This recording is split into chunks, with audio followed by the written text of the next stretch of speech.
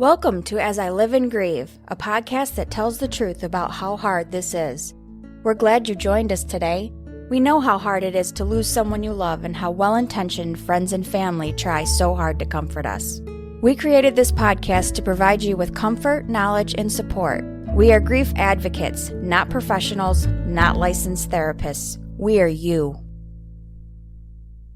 Hi, everyone. Welcome back again to yet another episode of As I Live and Grieve. We just keep going on and on and on, don't we? Like the Energizer Bunny. We just keep living and, we keep grieving too. So I want to remind everybody one of my perspectives, if you will, on grief in general. And it was something that I never thought about after I lost my husband, but the realization came to me one day when I talked to Stephanie on the telephone, and I said, Stephanie, I don't know what's going on. I feel like I'm having to redefine my life. And in fact, that's what was going on. I had reached that point in grief, as everyone does, believe it or not, when I just knew that I had to go on living, that I could no longer have the life I had before. So I had to kind of create my new life, my new routine, my new self. So today I have a great guest, and it's one of those times when we just have such a great conversation, and I know you're going to pick little tidbits out of it. So listen closely, I beg of you. With me today, and I hope I say it right, is Kjell Phillips. Was I close? I was. Good. It's a Scandinavian, I believe, origin. And the name is spelled Kjell. I love the name. I really do. And I love the fact that the pronunciation is a little bit different too, because it will indeed make me remember him. So could we start out by you telling our listeners just a little bit about yourself? Who are you? So, like you said, my name is Kjell Phillips. I think a big part of who I am, the irony is in my name, is a lot of my life I know is stepping into the unknown and getting out of my shell, so to speak.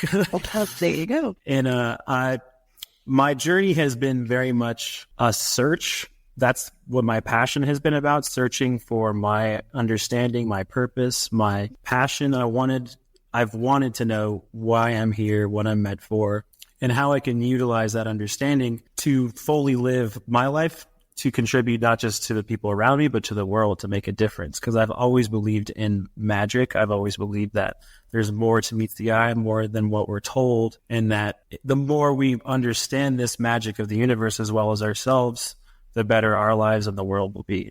So on uncovering myself and going down this journey, I've experienced quite a bit. I've done very traditional methods of understanding myself, and I've also done untraditional methods. I've tried to find myself in Europe with a cliche, and I wasn't over there. You weren't over there. I wasn't over there.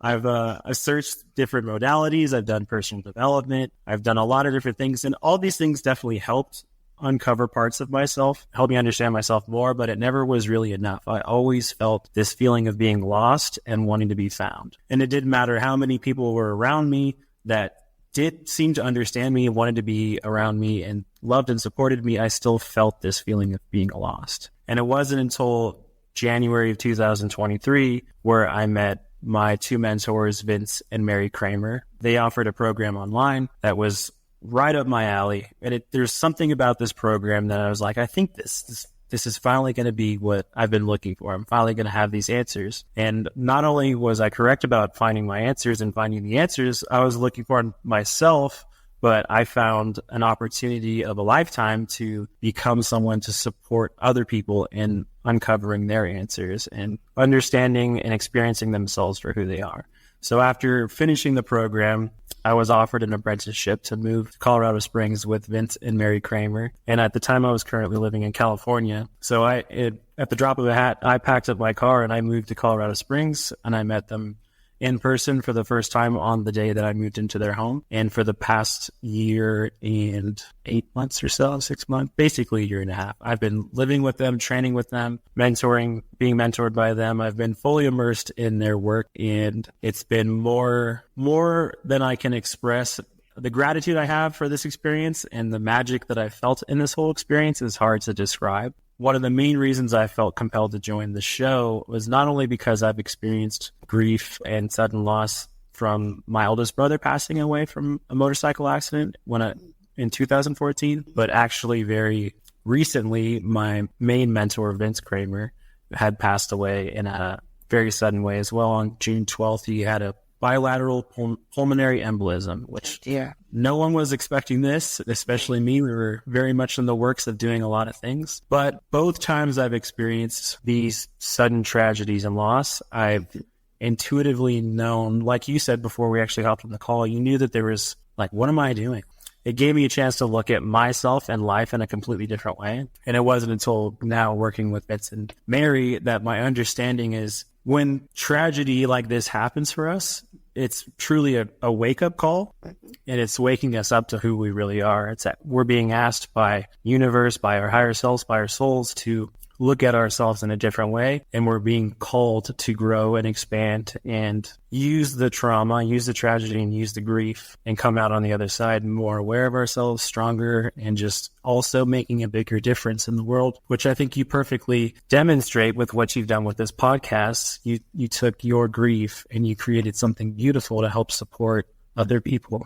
And in the same respect, by creating it with the intent of helping other people without realizing it, it helps me tremendously. To this day, it helps me. We've had many episodes talking about alternative measures, different programs and everything. And I love doing that because I know that there are listeners out there that are saying, well, yeah, I want to find myself, or I want to redefine myself, or who the heck am I? And we're all looking for, well, I mean, we'd love a magic bullet. We'd love a shortcut. And I really like that you use the term magic yourself. But if there are resources out there that will help people, I definitely want to offer those resources. So for our listeners, please know that I'm offering his experience, his program that he followed, merely as a resource. And along the way in conversation, you might find just the piece of information that makes your curiosity be piqued, that may make you think, maybe I'm going to check that out.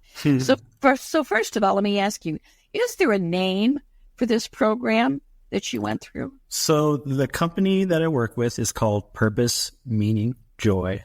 Okay. It was previously known as Imagine Miracles. The program when it was Imagine Miracles was called Take a Quantum Leap. And a lot of the work is based both in spirituality and quantum physics. And we use a lot of quantum physics concepts to create an understanding of not just ourselves, but how the universe really works. And I think one of the main concepts that's important to take from the program as well as quantum physics is that there are no mistakes or coincidences, and that we create our reality through our perception. And we can be empowered by this, especially when we choose perceptions that support and empower us. Now, when I hear the phrase quantum physics, my mind goes to rocket scientists, Big Bang theory, things like that I couldn't quite comprehend, even though my IQ is pretty well up there. You know, I'm Mensa level.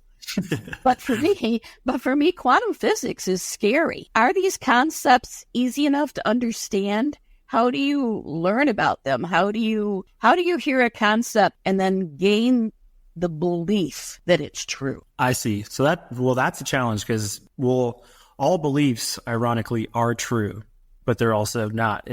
All beliefs are not real, and there's something that can be chosen. So it does take a willingness and an open mind. But quantum physics and what I speak of, there's the science, there's the in-depth understanding, but that's not necessary, in my opinion, especially within the work, to actually gain advantage from the perspective and from the awareness of how the universe really works. There's a very famous experiment that was done with quantum physics called the double-slit experiment. And what they did was they shot photons and electrons through these two slits, and then they had a piece of metal on the other side of it, and they observed the way that the photons and electrons made an imprint on the back, because they were trying to understand the mechanics of light as well as particles. So particles show up a very specific way, and light shows up in a wave. So we always thought for a long time that light was light and particles were particles. But when they did this experiment, they learned that both particles and light can act within the same, and the underlying energy of all of the universe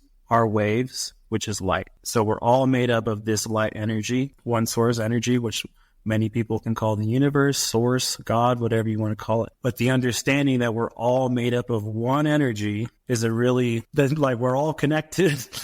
Right. Which we've all heard that cliche before, but it really puts it to science. And I think the most exciting part about that experiment too was they also uncovered the observer effect, which when they had different scientists come up and do the experiment with the understanding that sometimes it was showing up as a wave and sometimes it was showing up as a particle. Whenever a scientist came up and was assuming it was going to be a wave, it was a wave.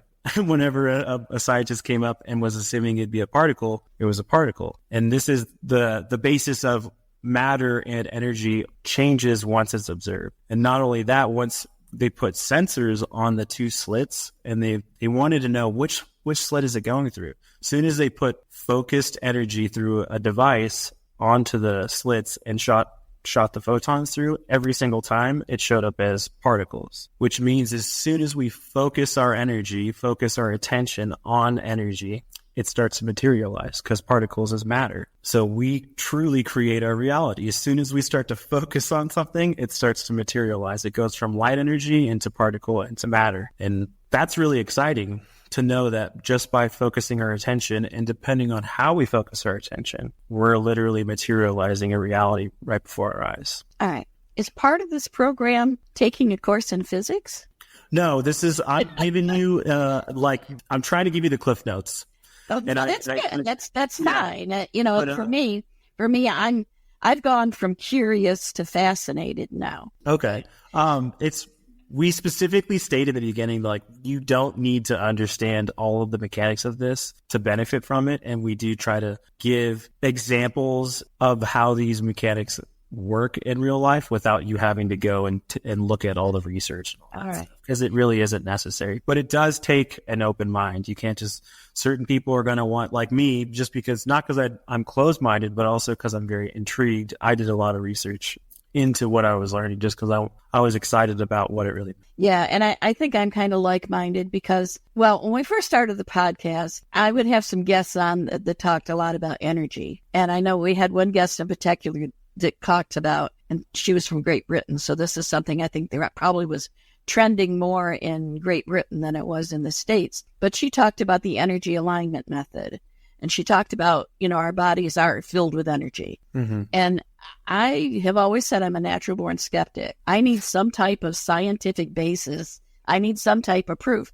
So she did this little experiment where she had me stand up and I turned sideways because my daughter Stephanie was also on the video with us. And she had me turn sideways so Stephanie could observe. And then she asked me to say, "My name is Kathy." And I said that. And she said, "Stephanie, what happened?" And Stephanie said, "I didn't see anything happen." She said, "Okay." And then she told me to say, "My name is Patsy." And I said, "My name is Patsy." And I heard Stephanie go, "Whoa." And I said, "What happened?" Stephanie said, "You kind of leaned back, almost like you were going to fall." And I said, "I didn't feel that." And this woman said, "That's the energy in your body. Your energy knows the truth." And okay, she gave me something. Now I believe it. So since that point, I get that our bodies are energy. Mm-hmm. I get it. And that has allowed me to kind of expand into some other areas. Everything that I've heard about chakras and all of that just became more and more intriguing. And I was on board with it.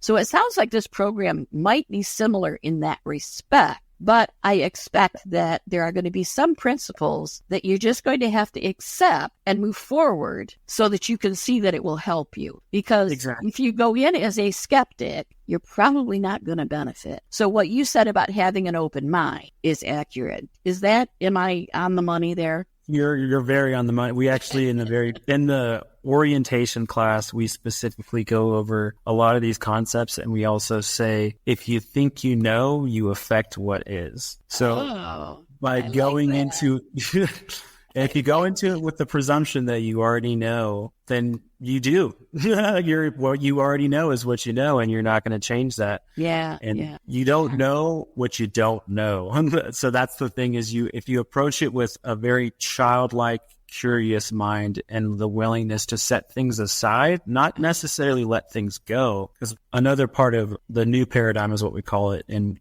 our understanding of the universe, this evolved understanding of the universe, is we live in a holistic and holographic universe, and it's all is one. So it's not dualistic and separate. So there really are no right or wrongs. So if you come into the program and you are a skeptic and you choose all these things you don't want to listen, there's nothing wrong. That is your truth, and we're never going to judge you for it. But if you want to transform, if you want to take this quantum leap in awareness, you will have to look at things in a different way. And the reason why it's called Take a Quantum Leap is scientists also prove that particles can be in one place and then another instantaneously with they don't understand it, because we are made up of particles and energy. It's not far-fetched to assume that we can use that same phenomenon of being in one place into a completely other place without having to go through all the trial and tribulations of change. We just simply choose to step into a whole new form of being. Mm-hmm. I'm even more fascinated now. What type of work is involved? Is it a lot of reading, then discussion? Is it meditation? Is it hypnosis? What is it? So a lot of it is experiential exercises that tap into the multidimensional aspects of you. So we are multidimensional. We're physical, we're energetic. We call it the trinity of you. And there's the little you, which is shell in his physical body, which is a lot of my ego and that aspects of me. There's the big you, Y-O-U. That's my soul. That's my connection with all that is. And then there's the big you, which is literally like our connection with the universe and everything. And we have all these aspects of ourselves, and all aspects of ourselves need to be acknowledged as well as conversed with. So we have different exercises to work with those three parts of you to get your answers. So we prompt you with different questions that will engage all three parts of you and will help you uncover the answers that you're looking for. Because that's one of our biggest things too, is we're not here to tell you who you are. We're not here to tell you what to do. You have all the answers within you. You just need to be taught how to access them, and then also how to trust them. And that's my biggest thing too, is I think my biggest passion throughout my whole life is knowing that there was something more. I could just feel it in my heart. I mean, I call it a calling, but I think it's just this knowing of this connection to all that there is. And if everyone can access this connection and this knowing, but not all of us have been taught how. A lot of us are already doing it. We just are unaware of it. But we really all have the guidance, the support, and the clarity that we're looking for. We just need to learn how to access it and then consistently choose to access it and build those muscles. And we all have an internal compass. We all have the infinite intelligence of the universe at our hands or at our fingertips. We just need to choose to access it. Okay. So is it a one-on-one session? We usually do group classes, which is also really supportive, because all different people will ask questions, and a lot of times you'll hear an answer to a question you didn't realize you had. Yeah. That's one thing I like about groups. And how many sessions, how long a program is it? The first program, which is the one that is the whole purpose is to uncover the three parts of you, is 7 weeks. But it's Wednesday and Saturday, so there's 2 classes a week. And then in between, you have time to study the material and do the exercises. All right. And how then would you say that you're experiencing this program, how has it impacted you personally? Well, that is a very big question and a big answer. So, like I said, I've been searching for most of my life, and I've felt lost. I've coped with this loss in a lot of maladaptive ways, especially when I was younger. I used to escape through drugs and alcohol. I used to smoke weed a lot. I had a lot of anxiety and I had a lot of depression. But now with this new understanding of myself as well as the universe, and having these tools to operate with and learn more about myself as I move through life, my confidence, my anxiety, my depression, all these things have greatly subsided. I feel a lot more in tune with my body, with my mind, and I know I'm stepping more and more into all that I am. And just this episode alone with you is proof of that, because I've always wanted to start my own podcast and be on podcasts. I can help you with that. Thank you. And just the willingness to face my fears, step into the unknown, and to handle myself in the way that I am now compared to in the past when I didn't have these tools and these understandings is a huge, and that's one answer, but there's a lot, like, one of my favorite parts of how this work has affected me is my relationship with my family now. Okay. Like, I grew up with a lot of dis-ease in frustration, sadness, anger within the family. And if you ask Vince and Mary, they'll say, like, I definitely was not the biggest fan of my mom when I first moved in. Like, I love her, I always have, but I was really frustrated with her. And now that has completely changed. I call her every week. It's just to say hi and I love you. And like, just, we don't have the same type of conversations, the animosity, the frustration, the tension, and as well as with my brother, who, when I was a kid, I hated my brother because we did not get along. But now nothing's changed, but everything's changed. Like, he didn't have to change, and neither did my mom, but I did. And when I changed, it was amazing to see how much the people around me seemed different. Interesting. Okay. I'm going to ask you what I call a toddler question. And I call them toddler questions because to me, they're just one of the questions that may be so obvious, but I just have to ask. You talked about how your relationship with your mom changed and your brother changed. They didn't go through the program. So how do you account for the fact that your relationship changed? Is it all one-sided, or are they also acting differently because of you? So I think it's an and both, yes and yes. I think a lot of it does come to how I see them as well as myself and my reality. And that if we bring it back to vibration and energy, like you were speaking about before, right. So we're all, especially the people closest to us, we're all connected. Yes. And when we raise our energy and our vibration, when we expand, we're affecting other people who are close to us, whether they know it or not. Right. So as I've grown and expanded, I've raised my vibration, they're inherently going to be affected by that process. Yeah, exactly. And I just love how everything, when you start talking about the universe and these concepts, there's another modality, for lack of a better term, out there called human design. I know that. Oh, you know human design. Okay. One of the things in our own household, I live with my older daughter, Stephanie, and her family. And she has 2 boys, my grandsons, and they're grown men now. Well, this last year, the younger one was a senior in high school, get ready to graduate. And boy, did Stephanie and her younger son bump heads all the time because she wanted him to do something. He had no intention of doing it. He'd tell her he would. And then she'd say, why do you lie to me? And then he'd say, because I know you're gonna pick on me if I don't, And it just, for a year, they just kind of battled constantly. And I got involved in human design a little bit. I looked at their charts and I thought, I get it now. I get it now. So that whole concept you're talking about, our energy with the people who we have relationships with, I can see this happening. And I can see, looking at both of their designs, both of their charts, exactly why it didn't work for them. She was the only one that he really had that problem with. His dad could manage him okay. I could manage him okay. It wasn't my place to. But boy, with his mom, they just did not get along in certain respects like that. Well, long story short, he graduated. Things are better now. But still, there is that relationship, not only of the physical person, but also of the energy. Mm-hmm. So I love that you brought that into the discussion as well. So, okay, we've reached the point in the podcast now that I usually turn the microphone over to guests, and I certainly want to do the same for you. So this is your chance to speak directly to our listeners.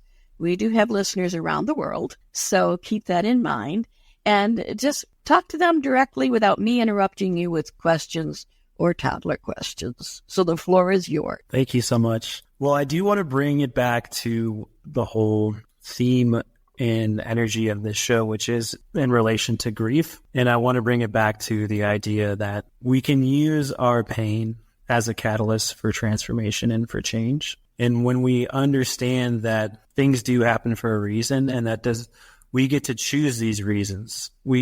Our reality is created through our beliefs and our perceptions, and we can choose both of those. When we take advantage of these wake-up calls, regardless of how traumatic they may be, such as losing a brother, losing a mentor, and we look at our lives in a different way, and we choose to step more fully into who we are and not be swept up by the pain, we truly can make the difference that we've always wanted to make. And when I bring it back to purpose and the work that I'm so passionate about, I think understanding that purpose is a lot more than just your what and what you do. It's the who, the what, and the why of who you are. And it's a lot more nuanced than what we've been led to believe. And when we understand this unique blueprint that we all have, that we all chose before we came into this body that we inhibit currently, we can align anything we're choosing to do with our lives with this understanding of ourselves, which will make feeling lost, feeling hopeless, and feeling confused a lot. It won't happen nearly as much because you'll always have this blueprint to go back to. So whenever you're experiencing trauma, whenever you're experiencing a dilemma or anything like that, you can always refer back to your understanding of yourself. So I'll share for an example, just to give you a clue of what these three parts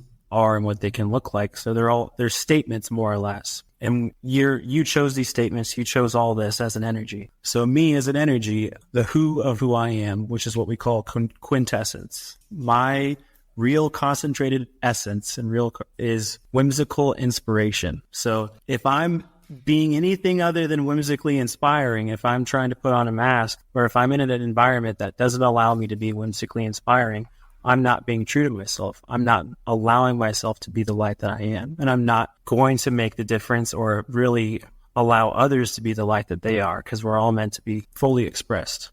The what, which is what we call the gift that we're meant to share, the what of who I am, is through creative expression and connection, help people to see themselves for who they are. So that's my what. So as long as I'm able to do a job, or I'm able to be in a relationship, or I'm able to make a decision where I can share that gift, I can creatively express, I can connect, and I can help people to see themselves for who they are, I'm in alignment. And my why, which is the difference that I'm meant to make. This is the reason why I came here. This is the difference that I wanted to make as Kjell Phillips, is to change perception. So as long as I'm doing something that allows me to change people's perception, which truly I'm not changing anybody's perception, I'm just holding the space for people to change their own. But that's the difference that I want to make. And I can use this as an underpinning, as a blueprint for all the decisions I make, and for all the jobs that I take, for all the travel that I do.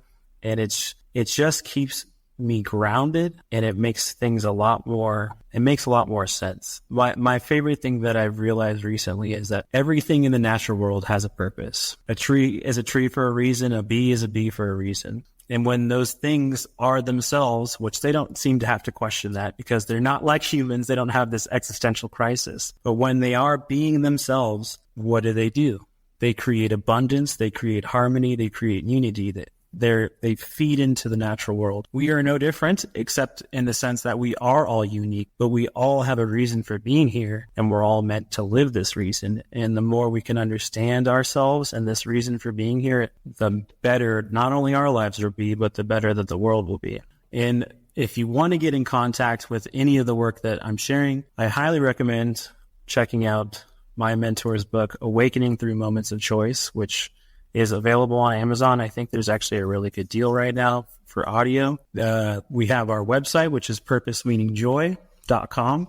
And then you can get a hold of me on Instagram.com/pukashell, but shell is not spelled typically. It's KJELL. So Instagram.com/PUKAKJELL. But I'm very passionate about people really understanding that there is a lot more to life than just getting a good job and being successful in what they've been told. It's about being all that you are. It's just a matter of understanding what that is. But we all have our answers. Well said. You should actually be a keynote speaker at many of the conferences I've attended.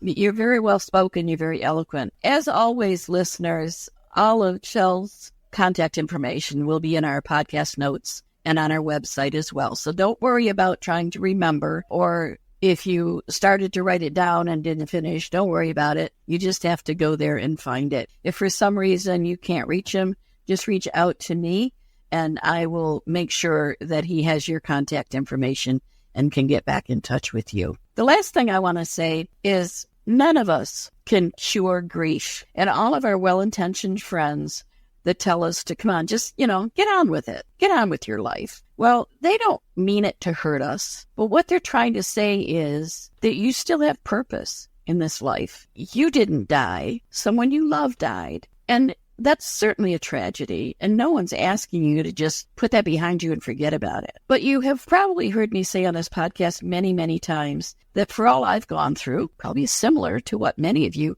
have gone through or are going through. At this point in my life, I'm happier than I have ever been. Now, it's taken decades to get here, admittedly. I don't want you to wait that long. If you're grieving now, please consider that you don't have to live in devastation, turmoil, and anguish the rest of your life. Unfortunately, you yourself are the only one that can move yourself forward. Not your well-intentioned friends, not a book you might read, and actually not even this podcast. But what we can do is hopefully give you some resources, give you some options that will help you move forward. At the same time, it may help you alleviate some of those symptoms of grief that you're experiencing. And who knows, you may actually find yourself in all that. I did. And I really wasn't trying. I just knew I had to do something different. That's where I started. So if that's where you are right now, consider it. Look back through all the podcast episodes, but primarily today, because I am so curious now about this program, and I'm going to research more actually for myself, but I encourage you to do that as well. This is truly a program that if you just tune into this podcast, you might think, well, what's that got to do with grief? It's got everything to do with the fact that it's sometimes in our life, we find ourselves in positions we just don't know what to do. So if you're going to do something, why not do something for the better? And why not start with yourself? Because when you start with yourself, you're going to have an impact on everyone around you. And like when a drop of rain falls in a puddle of water, it's going to have a ripple effect, and it's going to affect you, your immediate family, your next door neighbors, your coworkers. It's going to affect everyone you come in contact just for you being a happier and better you. Okay, I know I've rambled. I do love to talk, and we talk about self-care all the time, but that's really what this boils down to. You got to take care of yourself. It starts with you. So please take care of yourselves. Consider this program. Consider just doing something to move yourself forward. And we'll talk to you next time as we all continue to live and grieve. Thank you so much for listening with us today. Do you have a topic that you'd like us to cover, or do you have a question from one of our episodes? Please email us at info@asiliveandgrieve.com and let us know. We hope you will find a moment to leave a review, send an email, and share with others. Join us next time as we continue to live and grieve together.